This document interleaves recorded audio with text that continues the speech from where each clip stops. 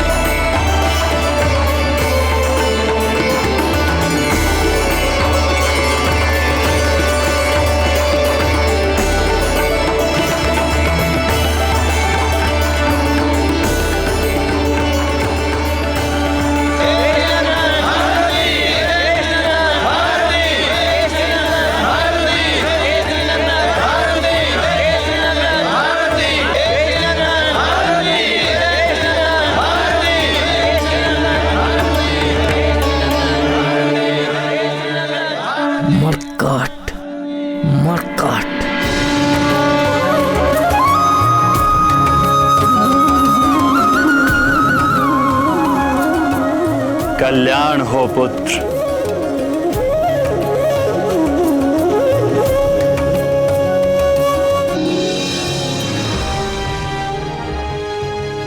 मारुति, शंकर सुवन मारुति, पवन पुत्र मारुति, केसरी नंदन मारुति, अंजनी सुत मारुति, संकट मोचन मारुति।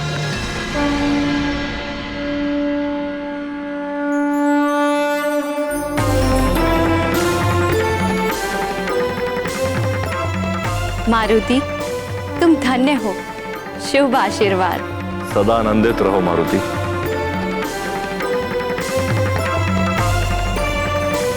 यशस्वी भव मारुति। परम ज्ञानी भव मारुति। हे वायुदेव, आपने हमें धन्य कर दिया। हमारे पुत्र का नामकरण करने के लिए मैं आपको शत शत धन्यवाद। अब आपके इस उपकार का कैसे? उपकार मैंने नहीं किया वानर राज।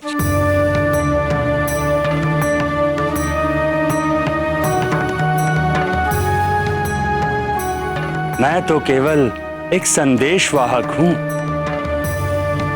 मारुति जैसे तेजस्वी बालक के लिए शुभ नाम का चुनाव करना कोई साधारण कार्य नहीं था। आपके असाधारण बालक के शुभ नाम का चुनाव गहन चिंतन और मनन के उपरांत स्वयं माता पार्वती, माता लक्ष्मी और माता सरस्वती ने मिलकर किया है।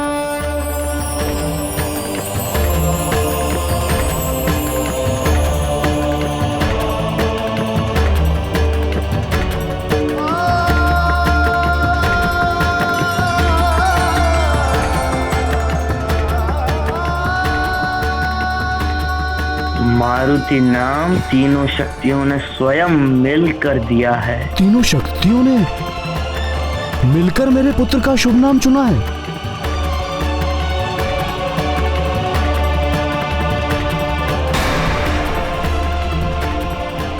ये तो बहुत आश्चर्य का विषय है। हमारा पुत्र अत्यंत भाग्यशाली है, जिसका नाम स्वयं तीनों शक्तियों ने मिलकर निर्धारित किया है। इस नाम में निश्चय ही कुछ विशेष बात होगी।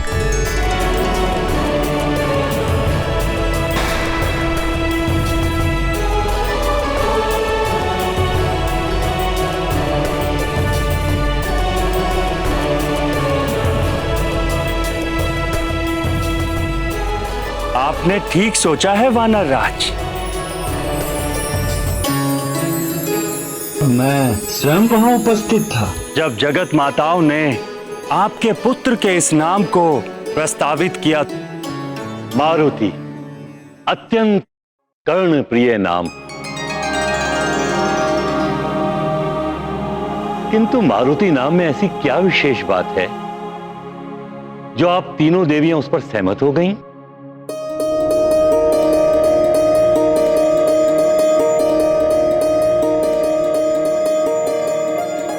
महर्षि कश्यप के 49 महाबलवान पुत्र मारुत नाम से विख्यात हैं। ये मरुदगण रुद्र के अंश हैं और सृष्टि में वायु संचार करना ये इन्हीं का कार्य है। भूमि जल को आकाश में ले जाने का कार्य भी यही करते हैं। वायुदेव इन मरुदगण की सम्मिलित शक्ति का प्रतीक है। इसलिए वायुपुत्र का नाम मारुति रखने से उसमें 49 वायु की गति और बल समा जाता है।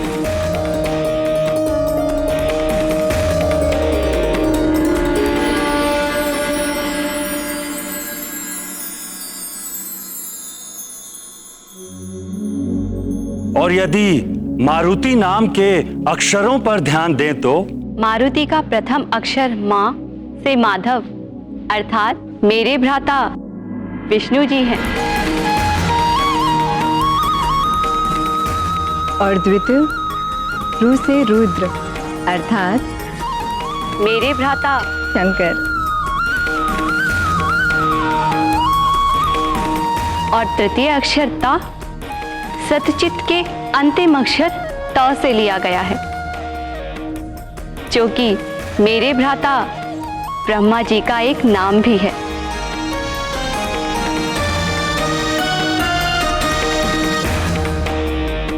और अंत की मात्रा ई, उसका क्या अर्थ है?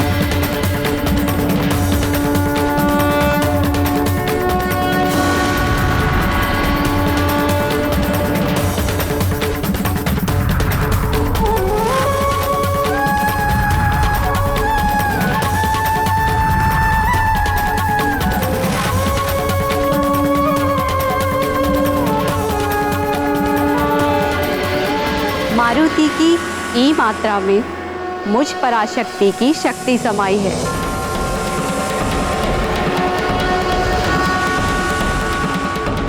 इस प्रकार मारुति नाम में वायुदेव का वेग है, तीनों देवों के गुण हैं और मेरी शक्ति है।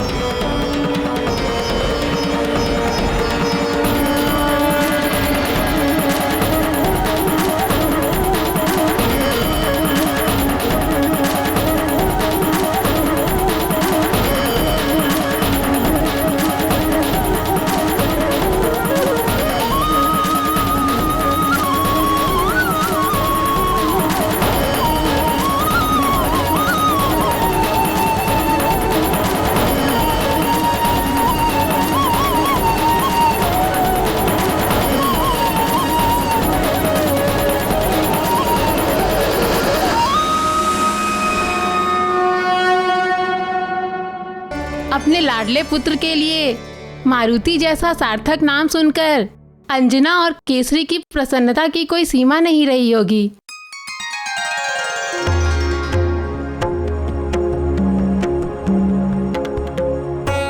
हे कुमार, त्वम महादेव कुल देवताय भक्तो असि।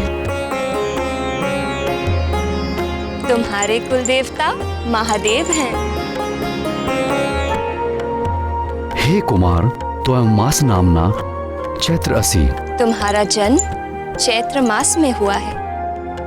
हे कुमार, त्वम नक्षत्र नामना स्वाति असि। जिस दिन तुम्हारा जन्म हुआ उस दिन चंद्रदेव स्वाति नक्षत्र में थे।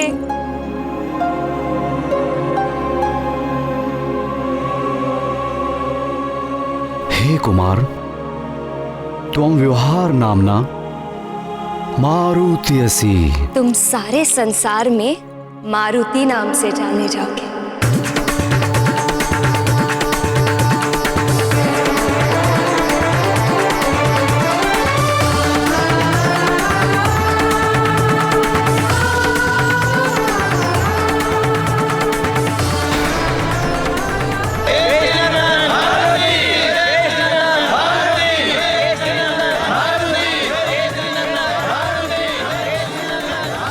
मारुति नाम के उच्चारण होते ही चारों ओर मारुति की जय जयकार होने लगी।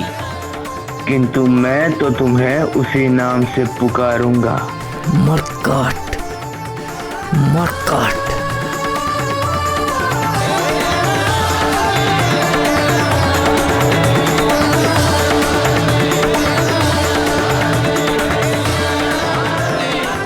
मारुति मरकट।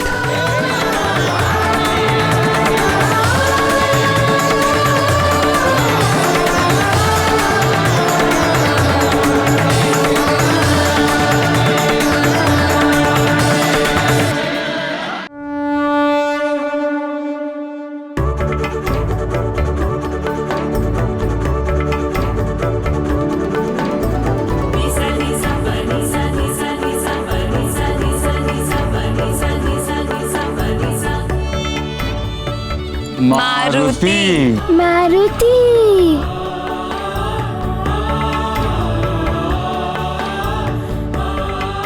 मारुति। मरकट। मारुति मारुति।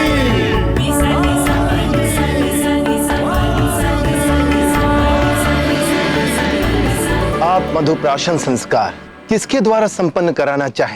आप ही मार्गदर्शन कीजिए ऋषिवर कि मधुप्राशन संस्कार किसके द्वारा करवाया जाए।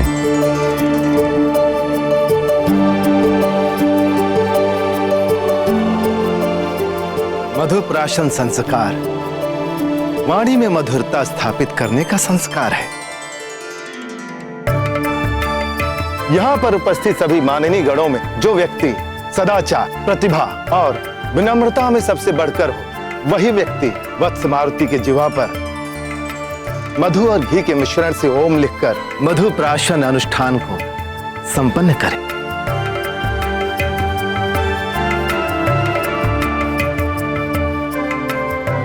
और इस आधार पर वायुदेव ही सबसे योग्य अधिकारी है।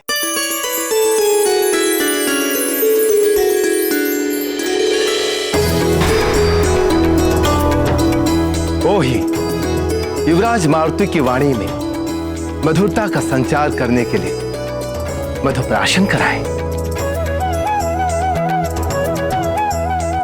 मेरे विचार में भी यह अनुष्ठान वायुदेव के द्वारा ही संपन्न कराना उचित है।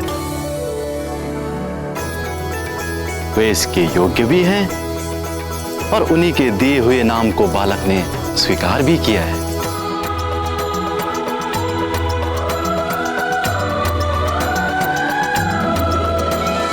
आप सब ने मुझे इस संस्कार के योग्य समझा, उसके लिए मैं आप सबका कोटि कोटि धन्यवाद करता हूं।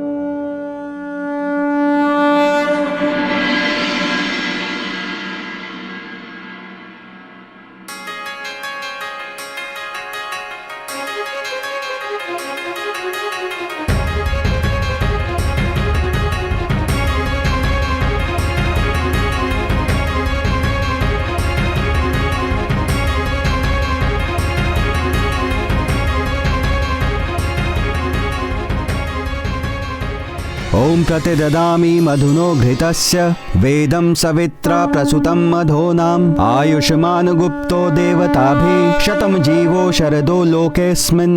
पुत्र मारुति, मुंह खोलो बड़ा सा।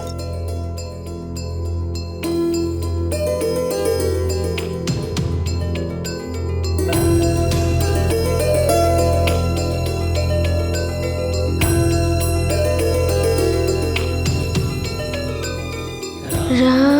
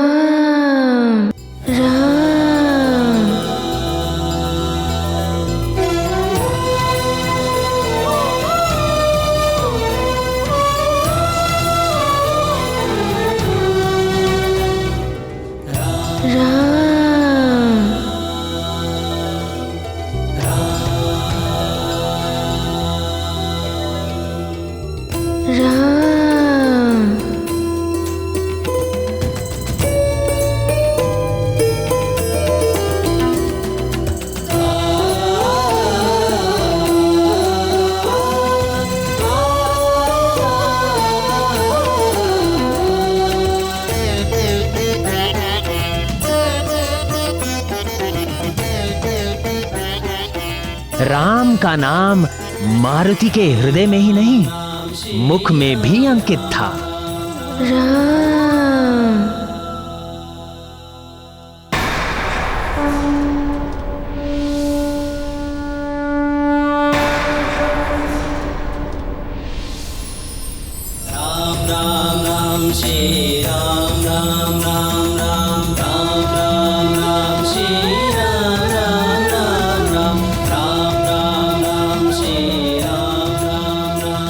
गुरु बृहस्पति, मारुति की जीवा पर तो पहले से ही श्री राम लिखा हुआ है।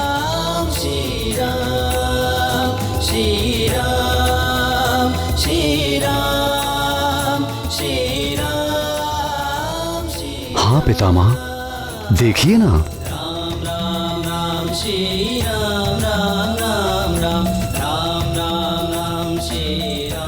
आप उसके आगे ही ओम लिख दीजिए।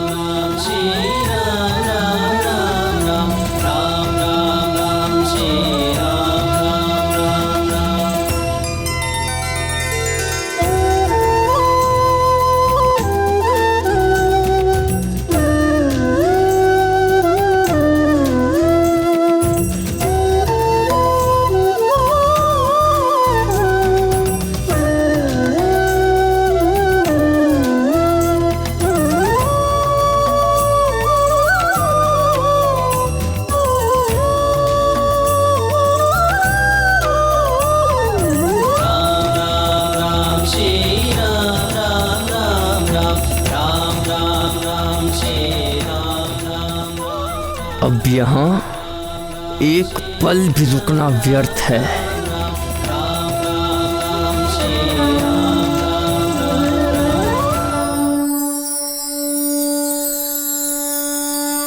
गुरुदेव, मैं अति उत्सुक हूँ मारुति की पत्रिका का फलादेश जानने के लिए। हाँ पितामह, शीघ्र बताइए। अब हमसे और प्रतीक्षा नहीं हो रही।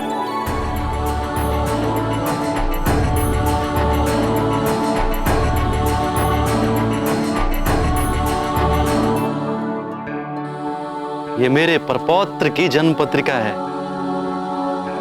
इस शुभ कार्य को आप ही कीजिए मुनिवर। बड़े आश्चर्य की बात है देवगुरु, आप कब से परिवार की मोह माया में बंधने लगे?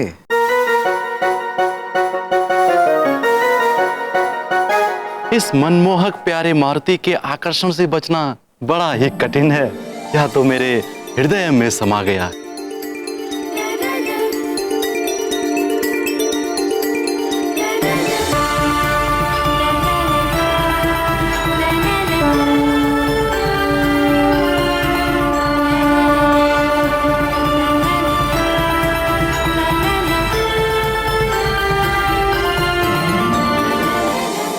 मतंग मुनि ने सभी अतिथियों के समक्ष मारुति की कुंडली का फलादेश पढ़कर सुनाया, जिसे सुनकर सभी हर्षित हो उठे।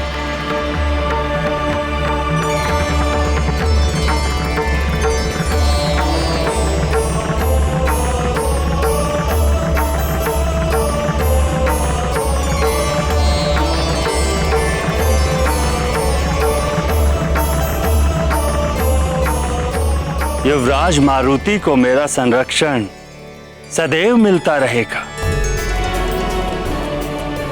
जब भी मारुति को मेरी आवश्यकता होगी, मैं सदैव उसके साथ रहूंगा।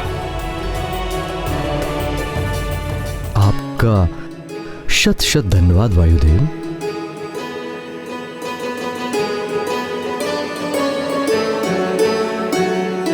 कल्याण हो।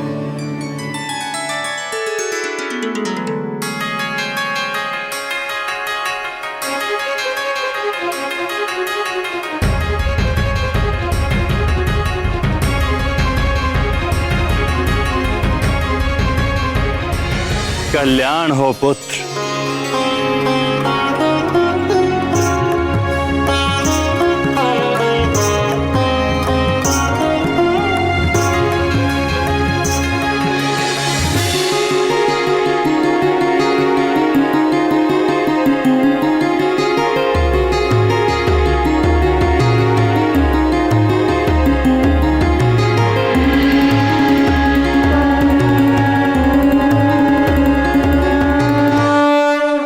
महाराज, प्रजा युवराज के दर्शन के लिए अत्यंत व्याकुल हो रही है और कड़ी धूप में प्रतीक्षा कर रही है। प्रजा युवराज मारुति का नाम जानने के लिए अत्यंत ही उत्सुक है महाराज। हाँ हाँ, क्यों नहीं। प्रजा का भी उतना अधिकार है जितना हमारा है। चलिए युवराज के प्रजा को दर्शन कराएं। आइए महाराज। केसरी ने अपने साथ देवगुरु बृहस्पति और मतंग मुनि से भी आग्रह किया कि वो भी मारुति के प्रजा दर्शन के उपलक्ष्य में साथ जाएं।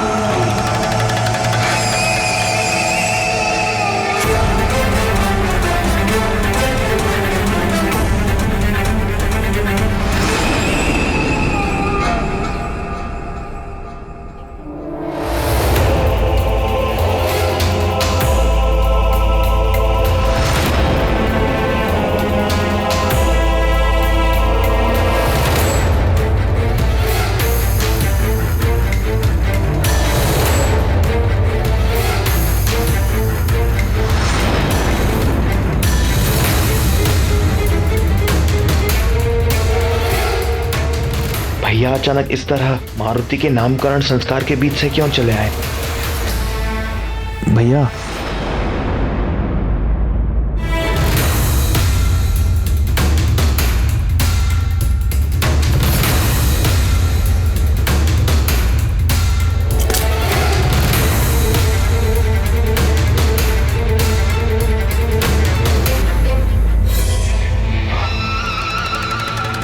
भैया जा कहां रहे भैया, सुनिए तो।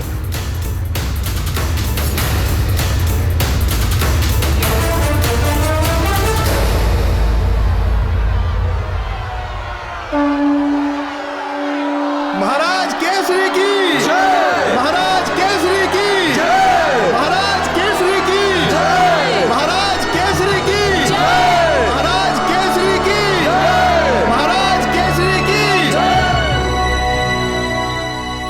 सुमेरु की प्रजा अपने युवराज के दर्शन के लिए अत्यंत व्याकुल हो रही थी। व्याकुल तो सभी हो रहे थे। प्रजा अपने युवराज के दर्शन के लिए व्याकुल थी और शम्म साधन का पुत्र वृक्षासुर अपने आखेट हेतु व्याकुल था।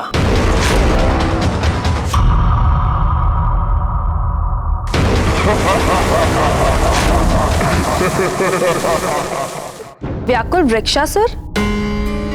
वृक्ष होने के नाते वो चल तो सकता नहीं था, फिर वो आखेट कैसे करता था? वृक्षासुर के आखेट करने का ढंग बड़ा ही निराला था। वो किसी भी प्राणी को उसकी छाया के सहारे दबोचता, तड़पाता और अंत में उसे जीवित ही निगल लेता।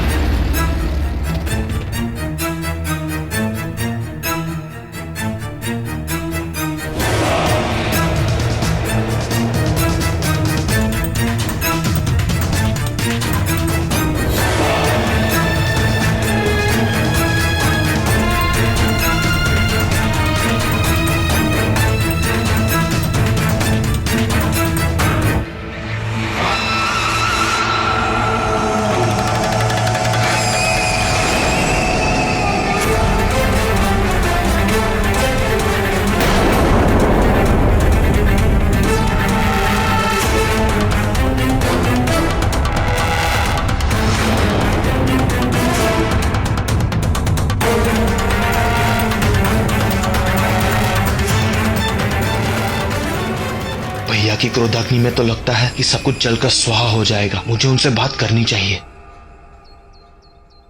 मरकट, मरकट।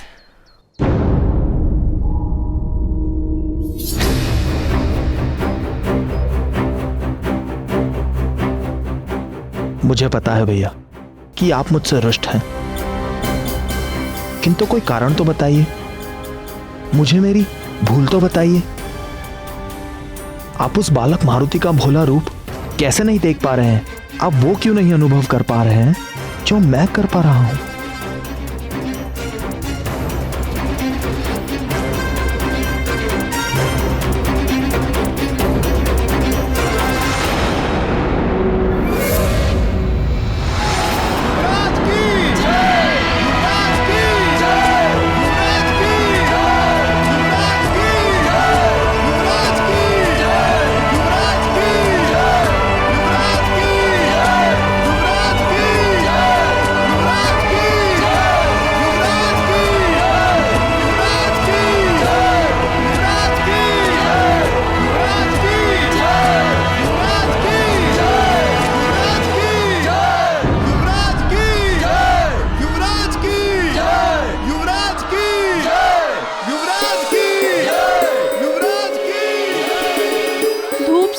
आंखों में आ रही है, नहीं दिखाई दे रहे युवराज।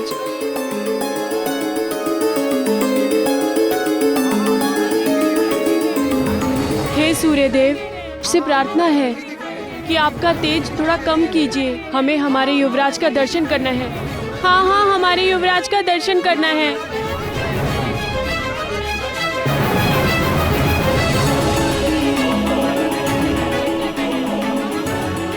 महाराज, सूर्य की चमक से प्रजाजन युवराज को ठीक से देख नहीं पा रही है।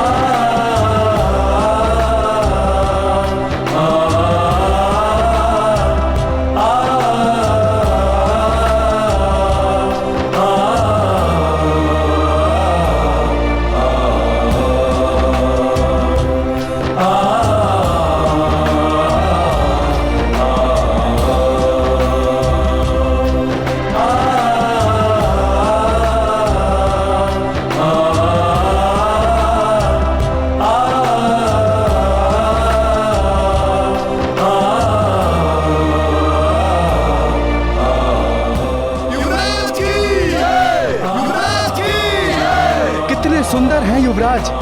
युवराज का दर्शन होते ही कितनी ठंडी हवाएं बहने लगी। युवराज के दर्शन से मन आनंदित हो गया और धूप भी छाया हो गई। ये कैसा चमत्कार है।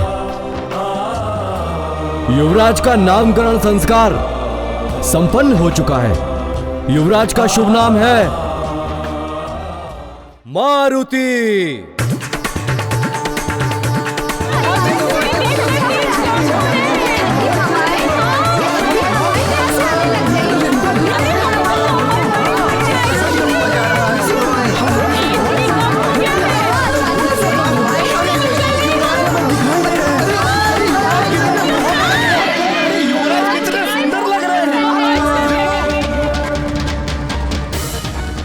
प्रजाजनों की जय जयकार की गूंज के साथ मारुति की परछाई भी सुमेरु पर्वत के अंतिम सीमा तक बढ़ जाती है। मारुति की परछाई शंभ साधन वन की ओर लगातार बढ़ती ही जा रही थी।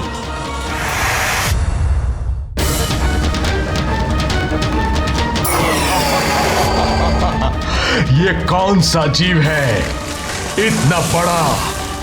लगता है बड़े दिनों पश्चात आज मेरी भूख मिटेगी। इसको खाकर मैं तृप्त हो जाऊंगा।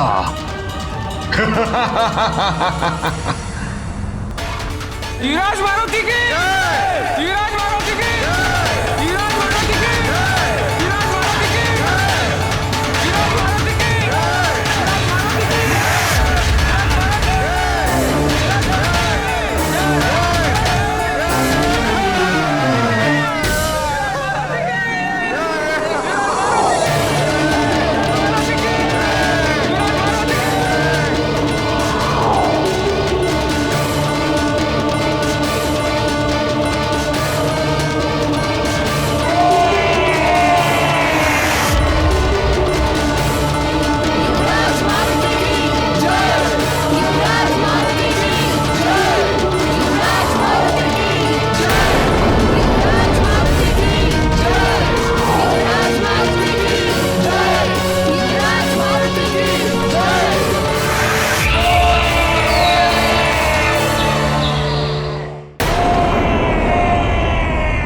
कोलाहल कैसा? पश्चिम वन में सब कुशल तो है मंत्री जी? महाराज, हमारी पश्चिमी सीमा के संभा सदन वन में वृक्षासुर नाम का एक भयंकर राक्षस रहता है।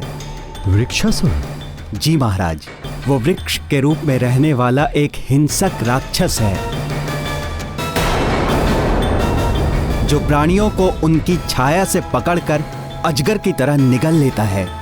महाराज, ये वृक्षासुर उसी संभ सदन का पुत्र है जिसे आपने मारा था।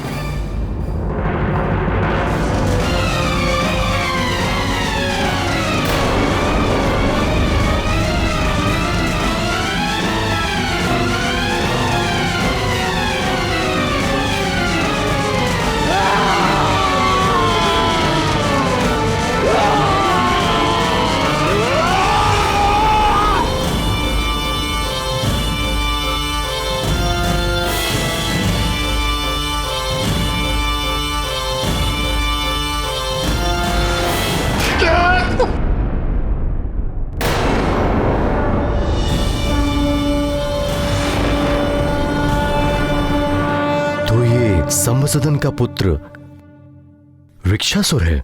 जी महाराज। किंतु आज के पूर्व हमने ऐसा कोलाहल कभी नहीं सुना और ना ही आपने इसके विषय में कोई चर्चा की। किंतु महाराज, आज से पहले उसने कोई ऐसा साहस भी तो नहीं किया। प्रतीत होता है कि उसने किसी बड़े जंतु को जकड़ लिया है।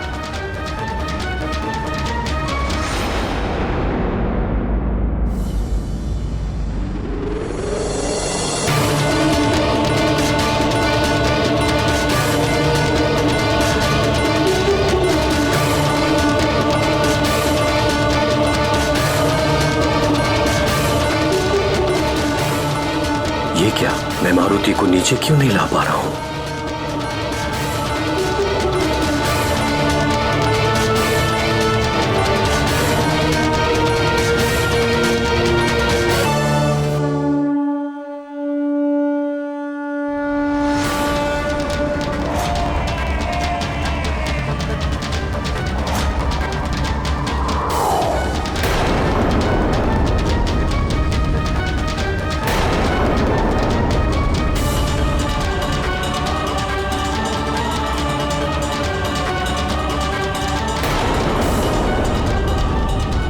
ये क्या?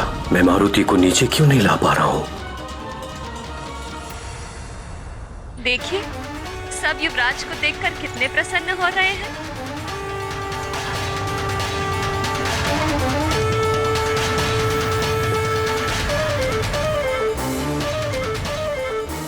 मंत्री जी, युवराज नीचे क्यों नहीं आ रहे हैं?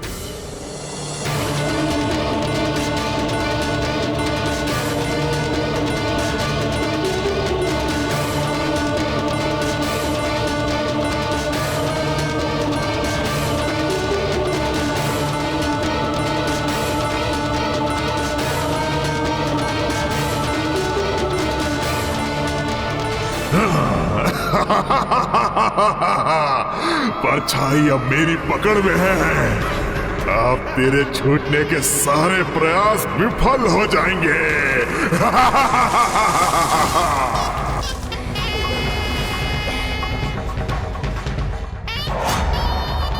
ये परछाई तो मैंने जकड़ रखी है, पर कहां गया वो जंतु? मेरी दृष्टि से दूर कहां छिपा है?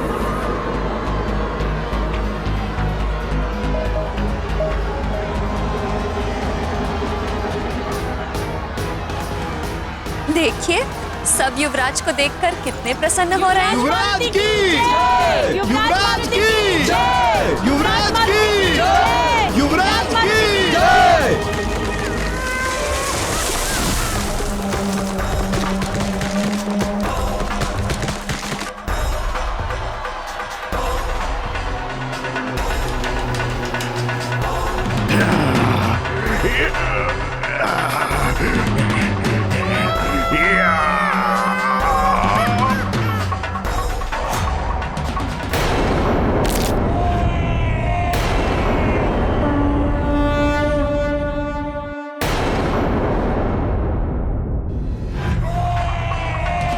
मुझसे छल, तुझे मैं अपना ग्रास अवश्य बनाऊंगा।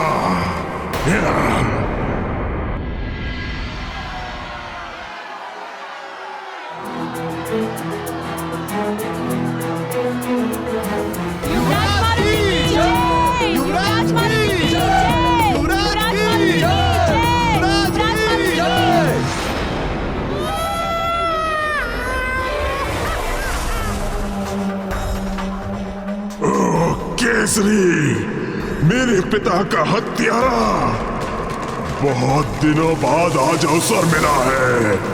गिन गिन कर ऋण उतारूंगा मैं अपने पिता की हत्या का।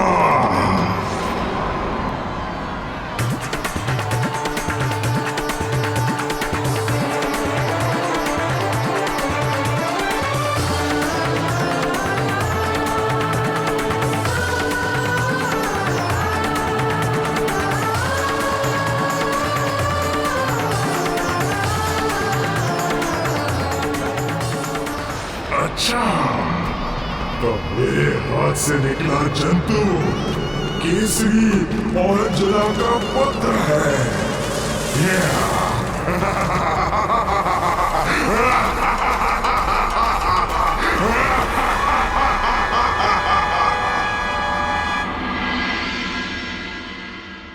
नियति अटल है। सारी असुरी शक्तियां चाहे जितना भी बल लगा लें, किंतु अवतारी शक्ति का बाल तक बांका नहीं कर सकती। उनका स्वभाव, उनकी प्रकृति स्वयं उनके वश में नहीं होती। वो अपनी शक्ति का दिशाहीन प्रदर्शन करते रहते हैं, फिर चाहे हार हो या जीत। प्रभु, इस पर केसरी ने क्या सोचा? वह असुरी शक्तियों के दुष्ट स्वभाव से अवश्य ही चिंतित हो रहे होंगे। हाँ, अवश्य चिंतित तो हो ही रहे थे और आशंकित भी। बात उनके पुत्र के साथ साथ प्रजा की सुरक्षा की भी थी, इसलिए कोई चूक ना हो जाए, इसका उचित ध्यान रखा जा रहा था।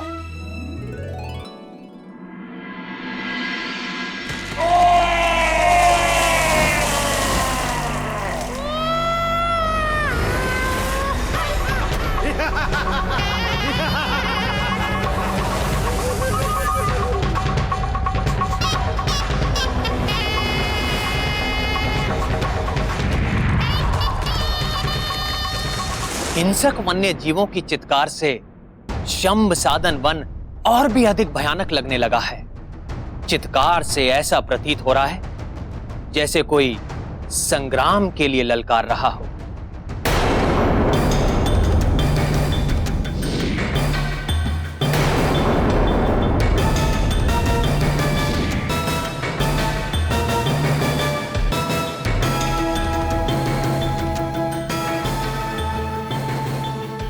महाराज, आपने बुलाया मुझे?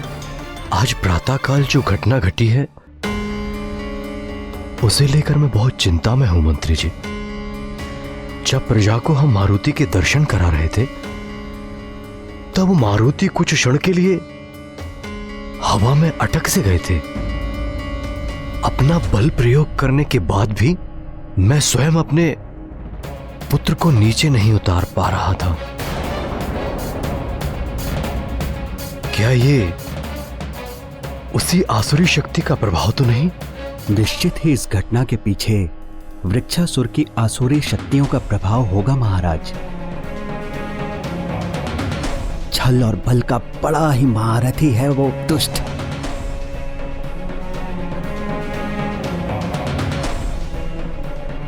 दुष्ट तो वो है, परंतु ये कैसे संभव हो सकता है? मारुति तो वृक्षासुर की पहुंच से बहुत दूर सुरक्षित मेरे पास थे। आसुरी शक्तियों का छल और चालाकी का क्या भरोसा महाराज।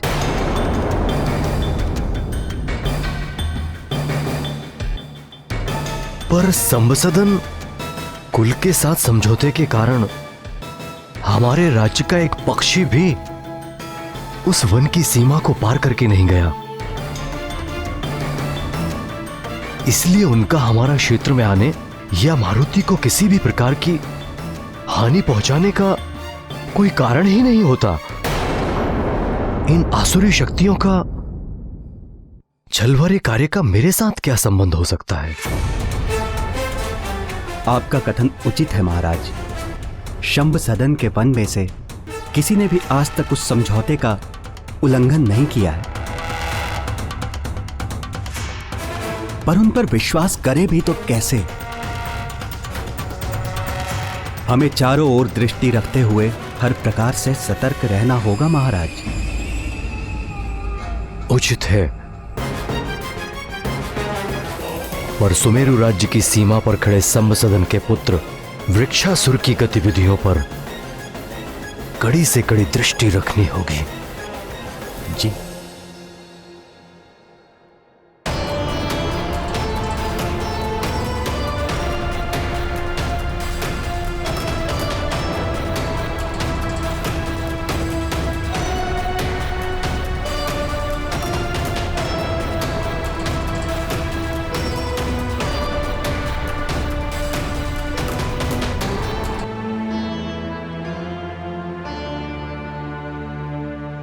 सुमेरु राज की सीमाओं पर वृक्षासुर की गतिविधियां? किंतु महाराज, हमारी कुलदेवी का मंदिर तो सुमेरु और सभासदन वन की सीमा पर ही स्थित है ना? परंपरा अनुसार कल ही हमें अपनी कुलदेवी के दर्शन को जाना आवश्यक है। किसी तरह से ये कार्य पूरा हो जाए, बस भोलेनाथ से यही कामना है।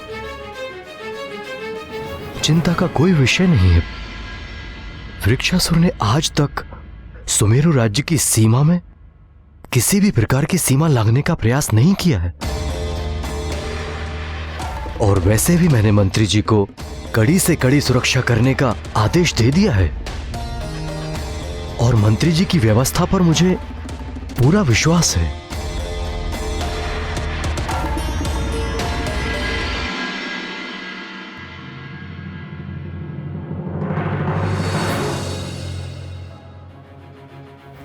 निश्चित ही कल मारुति की सुरक्षा की विशेष व्यवस्था करनी होगी।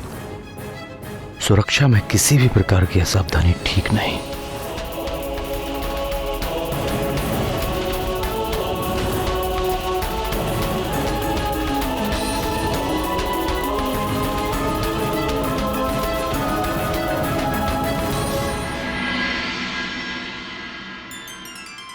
पुत्र, पुरोहित जी पधारे हैं। कुलदेवी ललिता अम्बा के मंदिर जाने से पूर्व हमें यही भवन में कुछ विशेष विधि विधान से पूजा करनी है। माँ, विशेष पूजा? मुझे भी ये विधान और पूजा करनी है। हाँ पुत्र।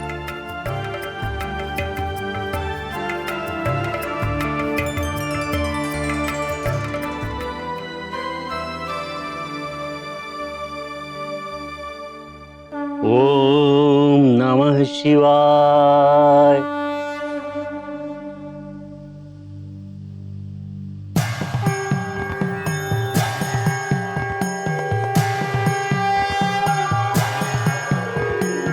ओम सद्यो जातं प्रपद्यामि सद्यो जाताय वै नमो नमः। भवे भवे नाति भवे भवस्व मां भवोद्भवाय नमः। माँ, ये पुरोहित जी क्या कर रहे हैं? घोर घोर तरेभ्यः सर्वेभ्यः। महादेव पृथ्वी, अग्नि, जल, आकाश और वायु के सार तत्व को धारण करते हैं। भस्म के माध्यम से वे सारे जगत का ग्रहण करते हैं। पुरुषाय विद्महे महादेवाय धीमहि। महादेव शिव को भस्म का श्रृंगार सर्वप्रिय है पुत्र। उनके श्रृंगार के लिए पुरोहित जी ने बेल, शमी, पीपल, बड़ और अमलतास के पेड़ के काष्ठ को शिव मंत्र का उच्चारण करते हुए जलाकर भस्म को तैयार किया है।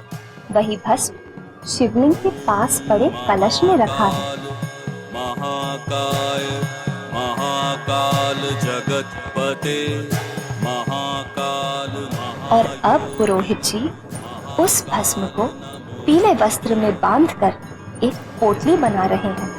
महाकाल महादेव महाकाल महाप्रभो महाकाल महारुद्राय महाकाल नमोस्तुते महाकाल महाज्ञान महाकाल तमोपहन।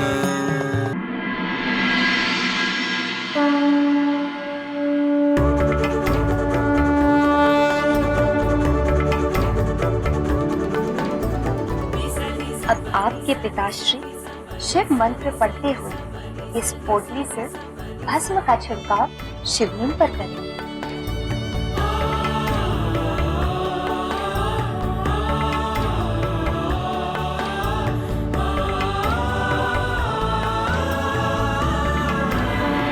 ओम सत्यो जातं प्रपद्यामि सत्यो जाताय वै नमो नमः। अब जब इस पोटली का भस्म पोटली के महीन छिद्रों से छनकर ये भस्म जो महादेव को अर्पित किया है शिवलिंग को ढक लेगा, तब यही भस्म विभूति बन जाएगा। महादेव जो त्रिपुंड पाने मस्तक पर धारण करते हैं उसमें ब्रह्मा, विष्णु और रुद्र के 7 तत्व समाहित हैं।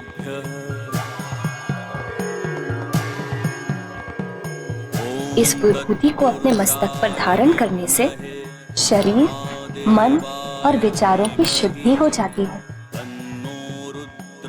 और इसे धारण करने वाला समाज में सदा सम्मानित और आदरणीय होता है। त्र्यंबकं यजामहे सुगंधिं पुष्टिवर्धनम् उर्वारुकमिव बन्धनान् मृत्युर्मुक्षीयमामृतात्।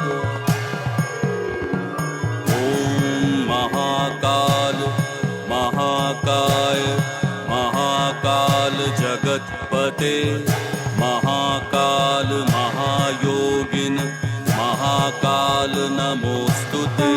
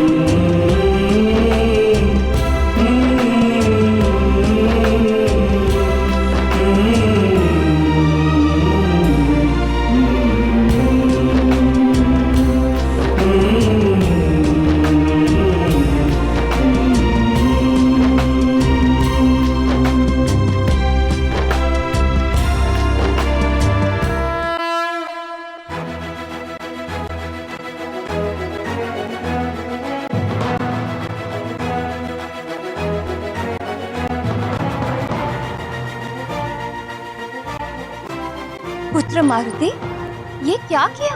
हो गई शुद्धि।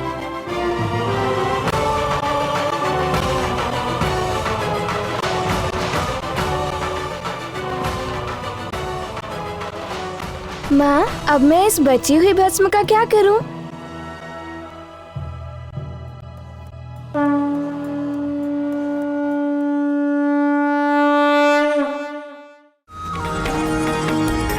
युवराज, ये मुझे दे दीजिए।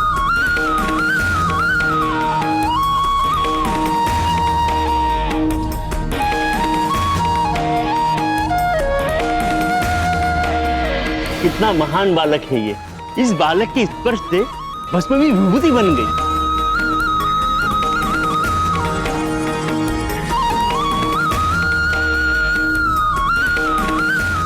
देख रहे हैं आप आपके पुत्र की नवीन लीला।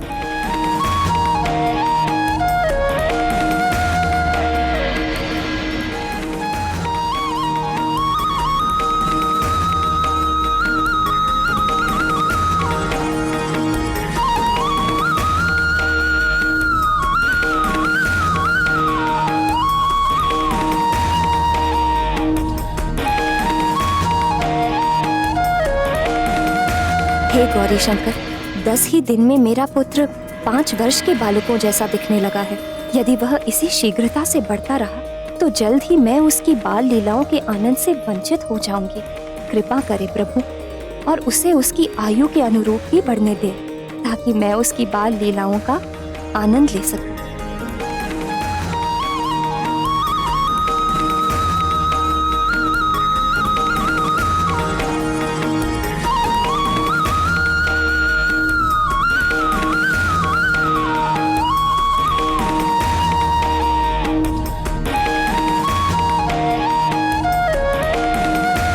युवराज, ये मुझे दे दीजिए।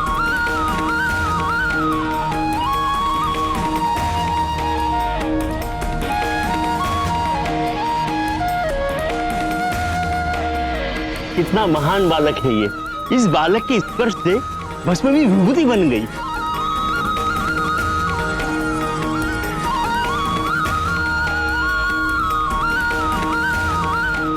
देख रहे हैं आप आपके पुत्र की नवीन लीला।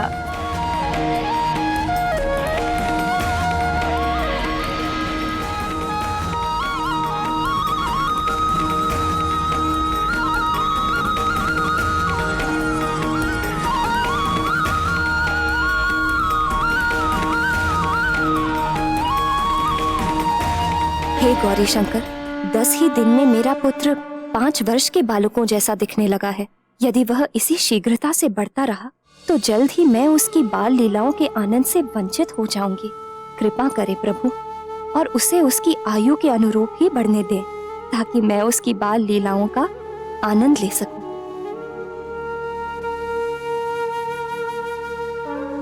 पुत्र के प्रति मैं तुम्हारी भावना समझ सकती हूँ पुत्री अंजना।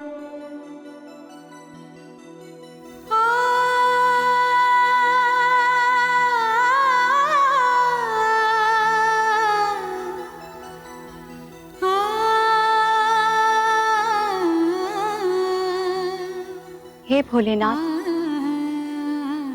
अंजना पुकार रही है। हमें उसे उसकी आशा से परे नहीं करना चाहिए।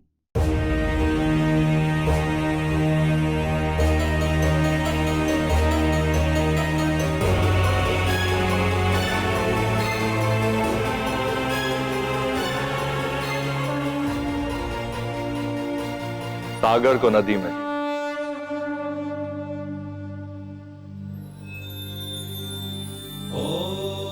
और आकाश को तिनके की नोक पर आज तक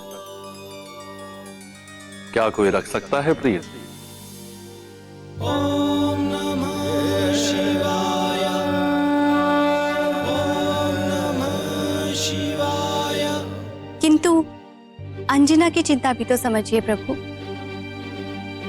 मारुति और श्री राम के मिलन में अभी समय है, और यदि इसी गति से मारुति के आकार में वृद्धि होती रही तो श्री राम से मिलने तक उनके जीवन का उद्देश्य क्या होगा?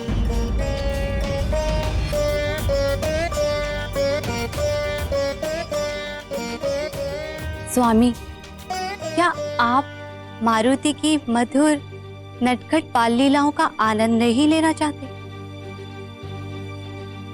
प्रिय, मैं स्वयं मारुति की बाल लीलाओं से नित्य आनंदित होता रहता हूँ। हे नाथ, आपसे विनती है, अब तो अंजना की प्रार्थना स्वीकार कीजिए प्रभु।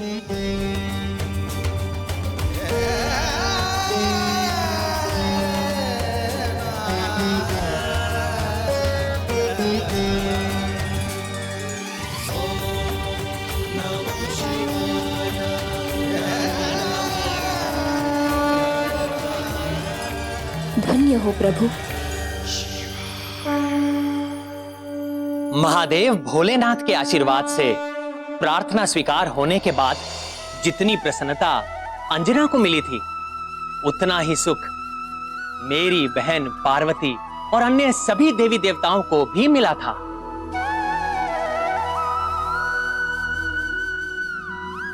किंतु शंभ साधन वन में वृक्षासुर मारुति के वन के निकट आने की ताक में था।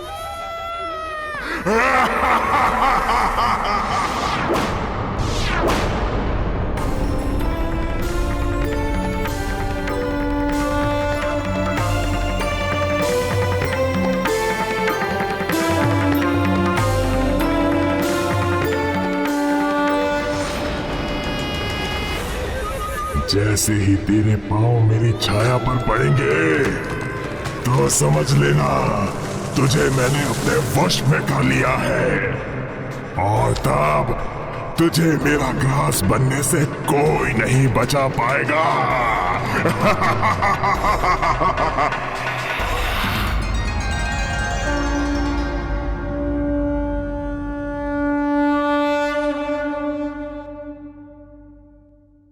ये किनका मंदिर है?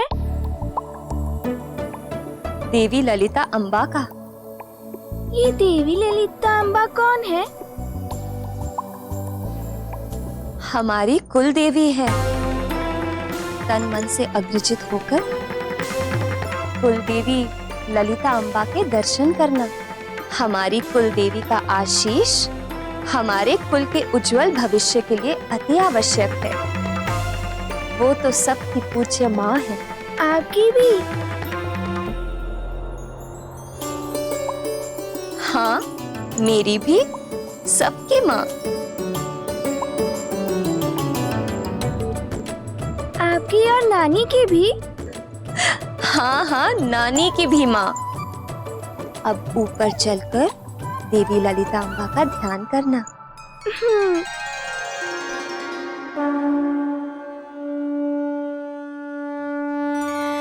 देवी ललिता अम्बा बहुत शक्तिशाली है ना माँ?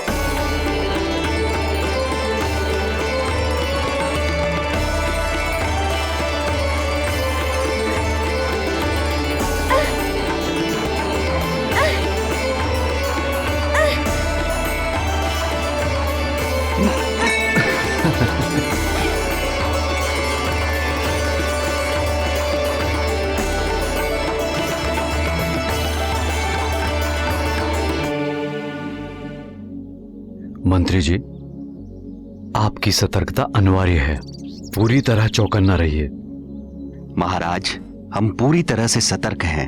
आप आश्वस्त रहिए। वन में खड़ा दुष्ट, चालाक व कपटी वृक्षासुर शंभ साधन वन और सुमेरु राज्य की सीमा के बीच हुए समझौते का उल्लंघन तो कर ही रहा था, वो भी बड़ी चालाकी से। केसरी भली भांति जानते थे कि चालाक वृक्षासुर कभी भी अपना कपटी रूप दिखा सकता है, अतः उन्होंने सभी को सतर्क रहने की चेतावनी दे रखी थी। हाथ से निकला खेत पुनः चंगुल में आ रहा है। घात लगाकर पकड़ूंगा, बचकर जाने नहीं दूंगा। मैं और मेरे सारे सैनिक चारों ओर से सतर्क हैं। आप निश्चिंत होकर कुलदेवी के दर्शन कीजिए महाराज। पर इस जगह की शांति को देखकर अभी तक तो वृक्षासुर के अतिक्रमण का आभास नहीं हो रहा है। जी महाराज।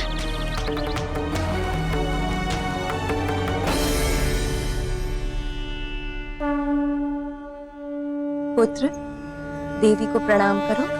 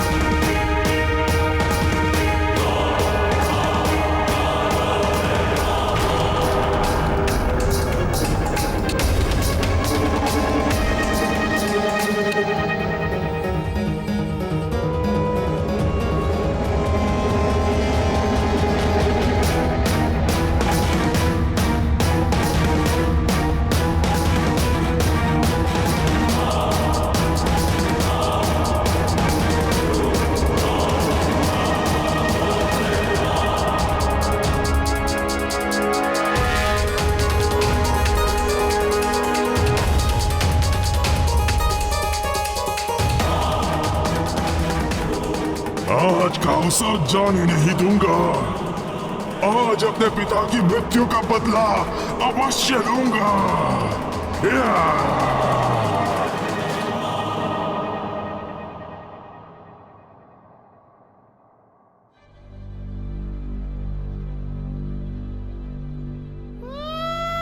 बदला भी लूंगा और केसरी पुत्र के कोमल कोमल मांस के भक्षण का आनंद भी लूंगा।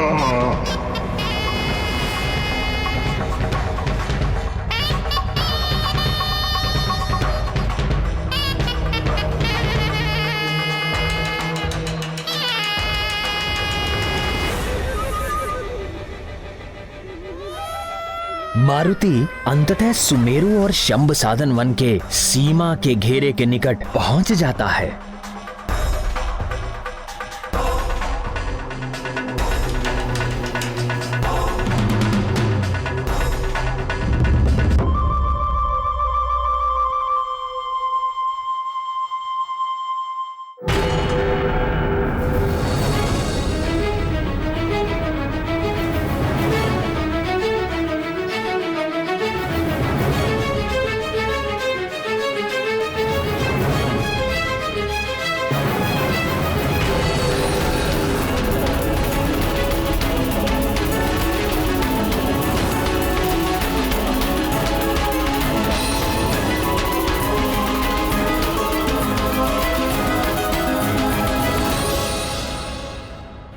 ये क्या प्रभु, मारुति तो घात लगाकर बैठे वृक्षासुर की ओर बढ़ते जा रहे हैं। अब आगे क्या होगा समझ नहीं पा रही हूं।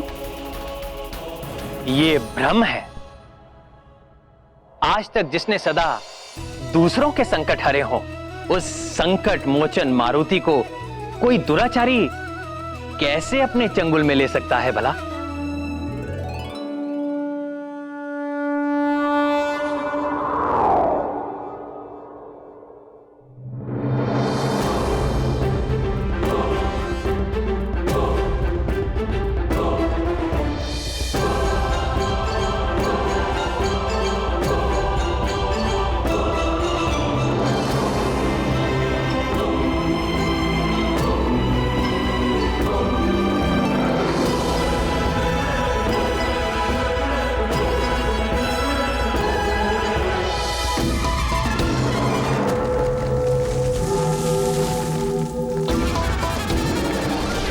भगवान श्री विष्णु के छठे अवतार भगवान परशुराम की कथा सुनाऊंगा। परशुराम की कथा सुनाऊंगा। भगवान परशुराम की कथा सुनाऊंगा। परशुराम परशुराम परशुराम।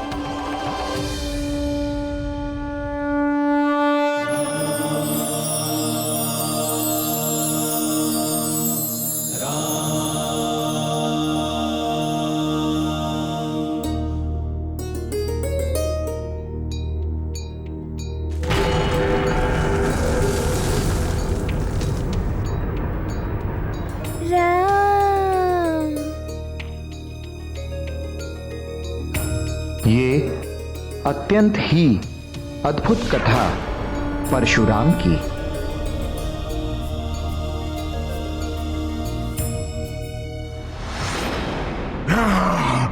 ऐसे कैसे संभव हुआ? कैसे निकल गया हाथ से? किंतु कथा सुनाने से पूर्व मुझे बताओ कि भगवान श्री विष्णु का त्रिअक्षरी मंत्र किस किस को स्मरण है? सुषेण तुम कहो। हरिओम। उत्तम, अति उत्तम। अब बताओ भगवान श्री विष्णु का अष्टाक्षरी मंत्र किस किस को स्मरण है?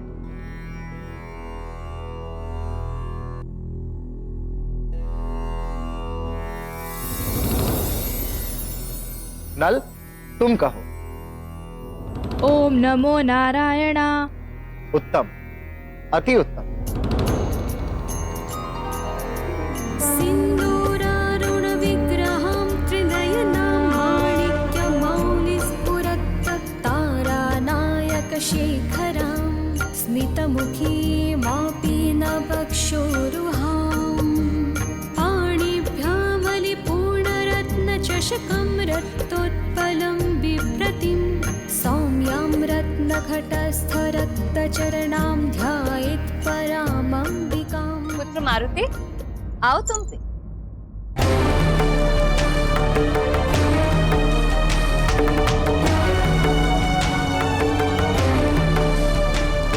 महाराज,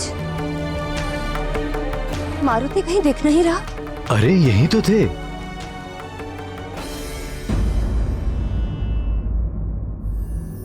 अब बताओ भगवान श्री विष्णु का द्वादशाक्षरी मंत्र किसे स्मरण है?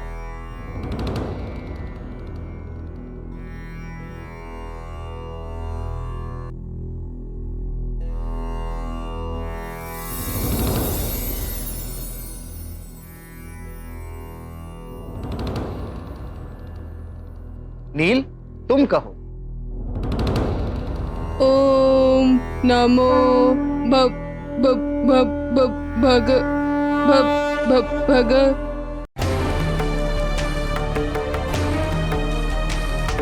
मारुति, मारुति, मारुति, मारुति, मारुति।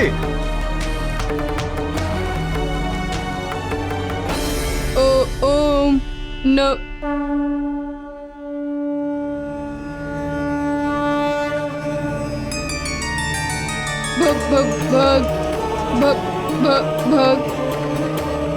ओम नमो भगवते वासुदेवाय।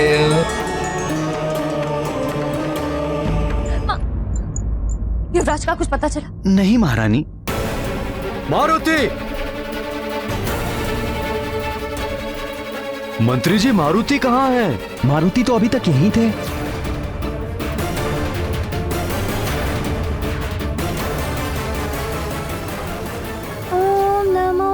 वासुदेवाय नमः।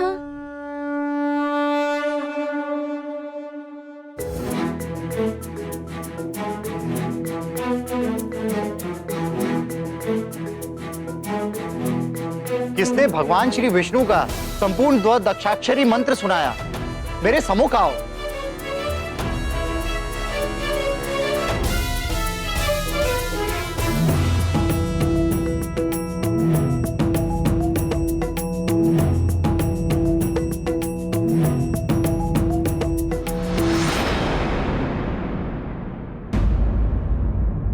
हृदयनाथ, द्वादशाक्षरी मंत्र तो मारुति ने देवी सरस्वती के मुख से गर्भ अवस्था के समय ही सुन लिया था और वह मंत्र मारुति को पूरा पूरा स्मरण था। केवल मारुति ही नहीं, गर्भावस्था के समय साधारण से साधारण शिशु भी अपने माता के व्यवहार में लाए गए हर कार्य को सुनता समझता है और अपने स्वभाव में धारण करता है। यह सत्य है। शिशु के उज्जवल भविष्य को ध्यान में रखकर माता को भी अपना व्यवहार सदा अच्छा रखना चाहिए। माँ यदि चाहे तो गर्भावस्था में ही अपने शिशु का भविष्य रच सकती है। मारुति जैसे बुद्धिमान व पराक्रमी संतान को पाकर अंजना और केसरी ने अवश्य ही सौभाग्यशाली होने का गौरव प्राप्त किया है। निस्संदेह मारुति जैसे पुत्र को पाना किसी भी माता पिता के लिए सौभाग्य की ही तो बात है। रुको रुको। प्रणाम ऋषिवर। प्रणाम ऋषिवर। यशस्वी भव नन्हे युवराज मारुति, आपका भी हार्दिक स्वागत है। मुझे प्रसन्नता है कि युवराज मारुति ने पाठशाला में आते ही अपनी कुशाग्र बुद्धि का परिचय दिया है। बिना शिक्षा प्रारंभ किए ही इन्हें जो मंत्र ज्ञात है वो हमारी कक्षा के किसी भी विद्यार्थी को स्मरण नहीं था। ये अवश्य ही युवराज के उज्जवल भविष्य के लक्षण हैं। मेरा शुभाशीष सदैव युवराज के साथ है। तुम्हारा कल्याण हो।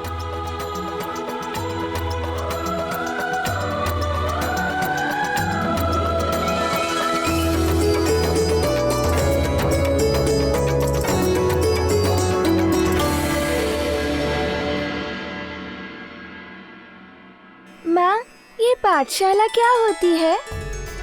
पाठशाला विद्या का मंदिर होता है, जहाँ शिक्षा और ज्ञान की बातें बताई जाती हैं।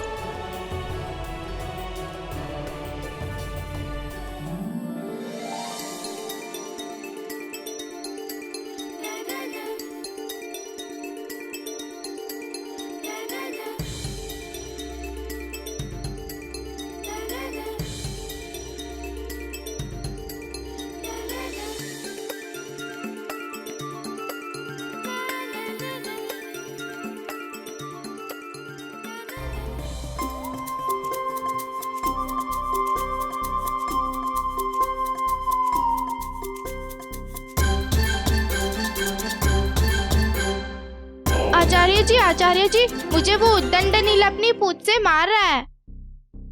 नील, तुम्हें ऐसा नहीं करना चाहिए। उनकी पूंछ तो देखो। महाराज, राज्य की सीमा पर स्थिति तो अभी शांत है, पर सामान्य नहीं। कुछ ना कुछ तो है जो संदेह उत्पन्न कर रहा है। यहां तो सब ठीक है ना? मुझे तो संदेह है महाराज।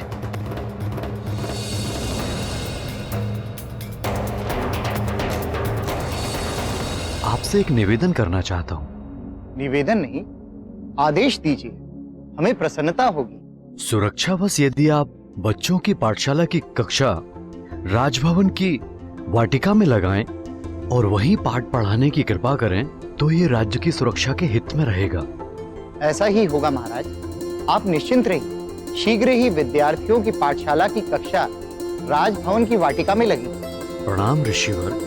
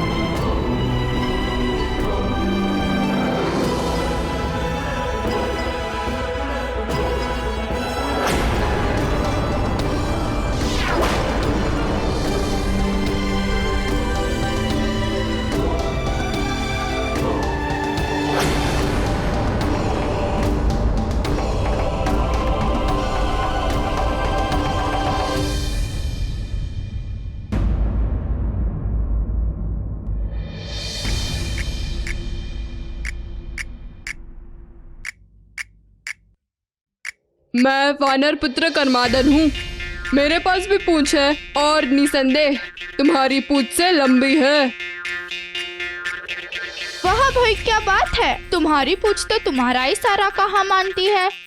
वह वानर ही क्या जिसकी पूंछ उसके वश में ना रहे।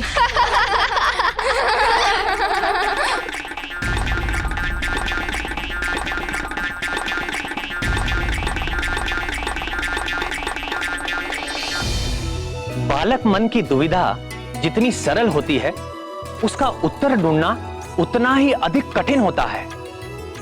मारुति के साथ भी अब कुछ ऐसा ही होने वाला था। उनका मन अब व्याकुल था।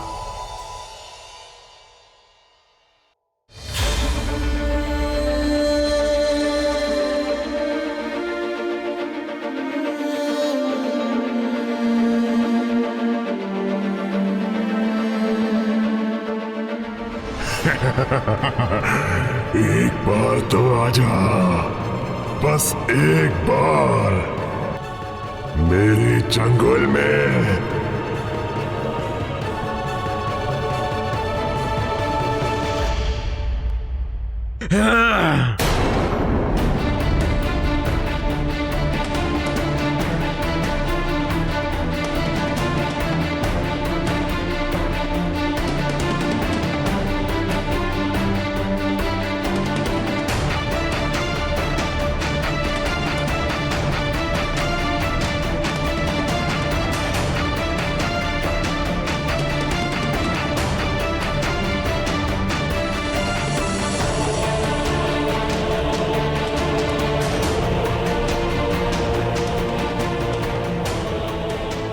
हमारी संतानें ही हमारा भविष्य है।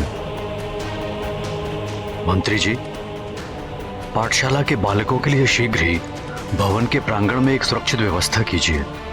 जी महाराज। विपरीत परिस्थिति में हमें सतर्क रहना होगा और सुरक्षित भी। मैं शीघ्र ही अपनी देखरेख में सारी व्यवस्था करवाता हूं। आप निश्चिंत रहिए महाराज।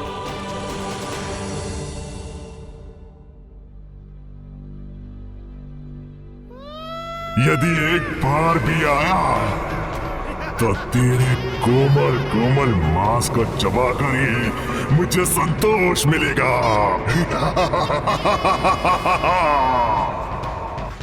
प्राण वल्लभ, कौन थे वे साधारण वानर बालक जिन्हें केसरी वृक्षासुर की पहुंच से दूर रखने का प्रयास कर रहे थे?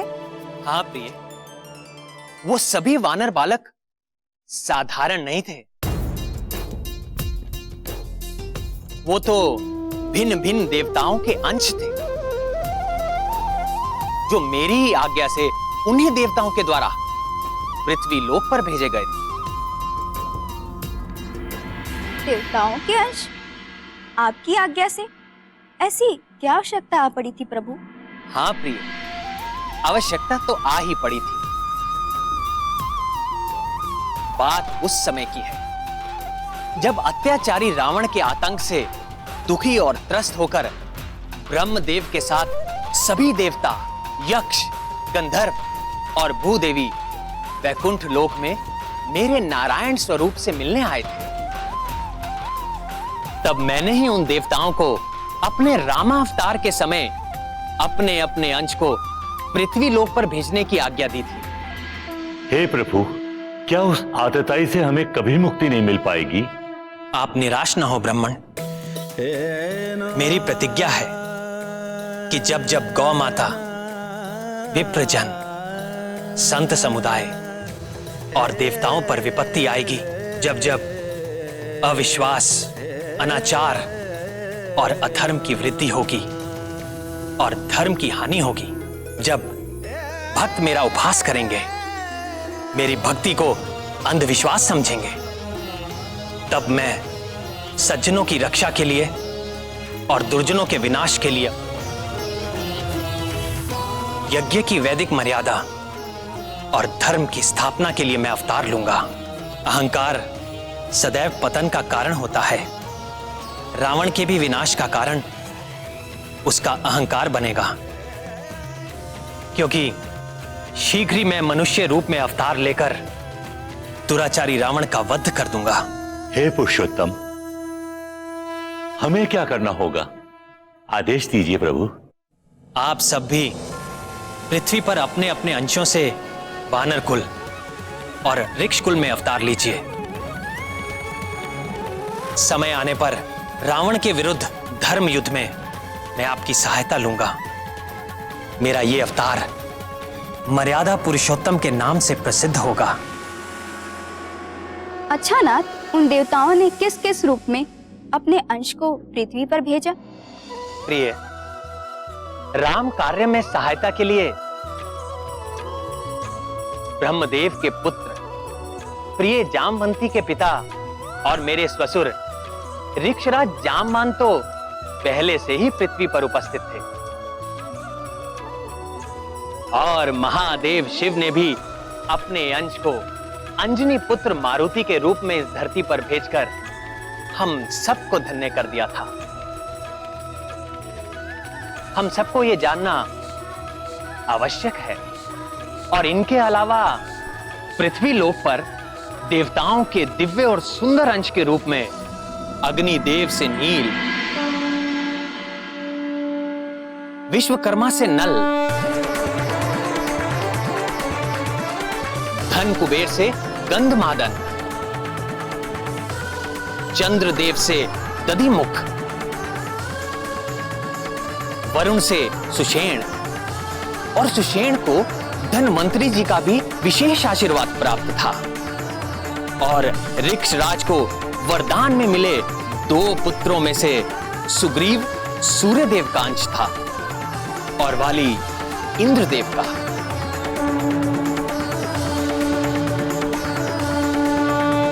मेरे महादेव भोलेनाथ के अंश मारुति इन सभी देवांश वानरों में से सबसे अधिक ज्ञानी, महाबली, श्रेष्ठ और मेरे प्रिय भक्त, और यही सबसे श्रेष्ठ, सबसे मनमोहक और मेरा सबसे प्रिय राम भक्त मारुति धरती के मायावी चक्र में उलझे सारे प्राणियों को हर क्षण अपनी बाल लीलाओं से मोहित और आनंदित कर रहे थे।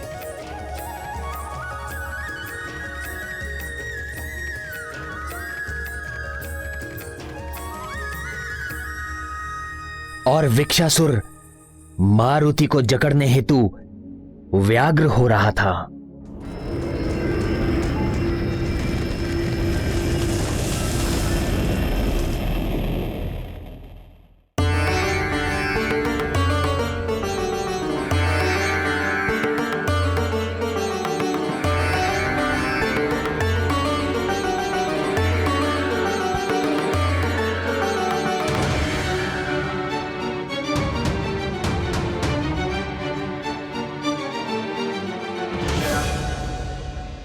परंतु मारुति तो अभी अपनी पूंछ को लेकर चिंतित थे।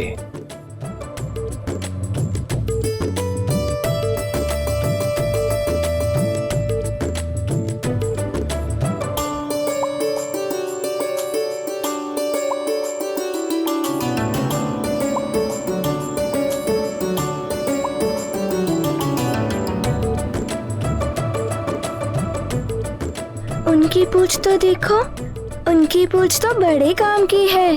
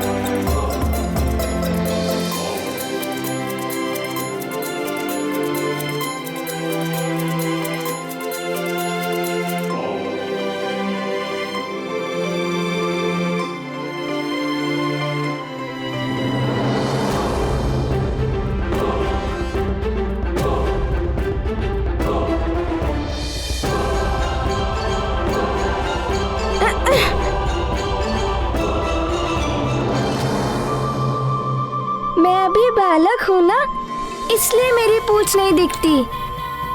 हो सकता है जब मैं पिताजी की तरह बड़ा और बलवान बनूंगा तब मेरी पूंछ भी बड़ी हो जाएगी।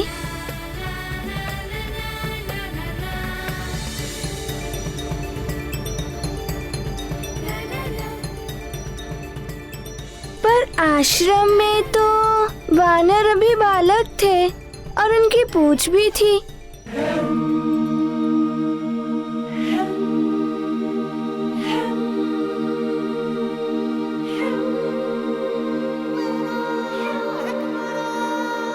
किंतु मेरी क्यों नहीं दिखाई देती?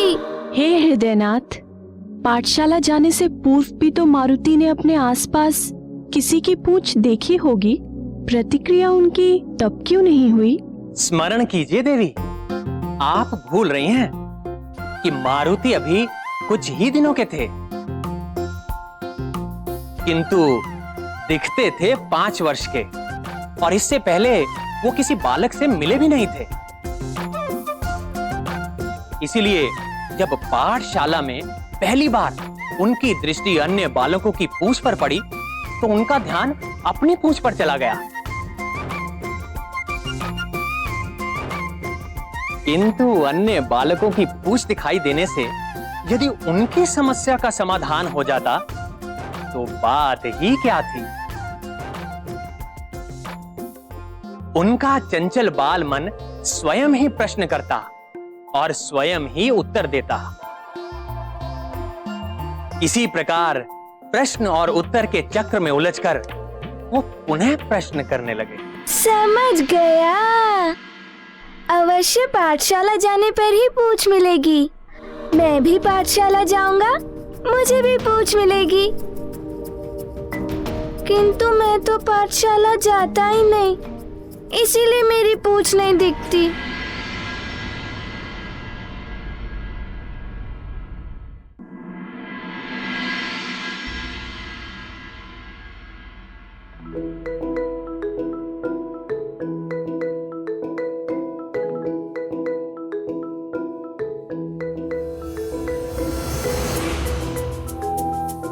अरे ये किसकी पूंछ है? पर ये छाया तो मेरी है।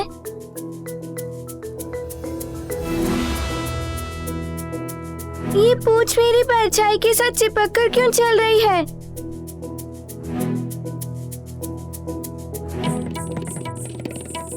कोई मेरे साथ चालाकी कर रहा है।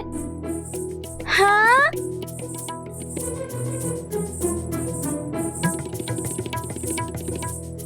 यहाँ तो दिखाई दे रही है, पर घूमकर देख रहा हूँ तो नहीं दिख रही है।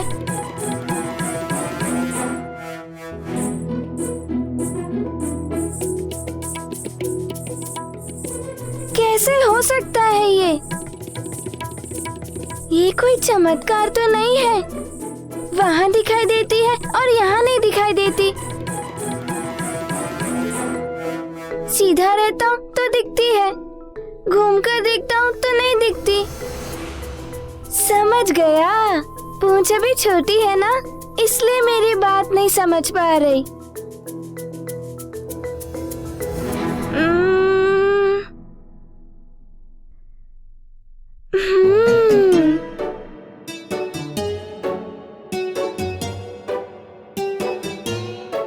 अरे पूंछ तो छुप गई।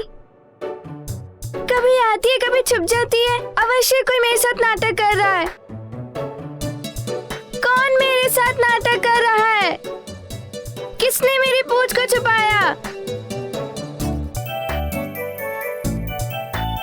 बालक जानकर ही कोई नाटक कर रहा है मुझसे।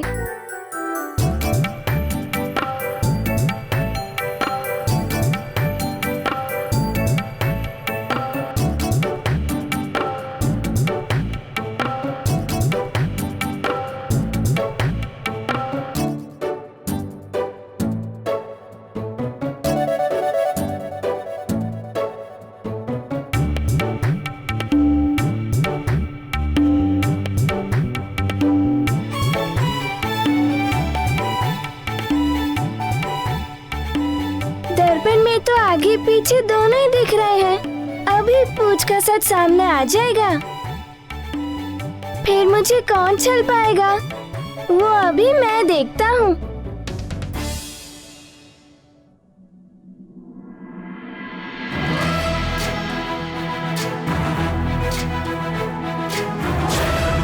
ज्ञान गुण सागर जय कपीस दिगुलोक उजागर। जय हनुमान ज्ञान गुण सागर जय कपीस दिगुलोक उजागर।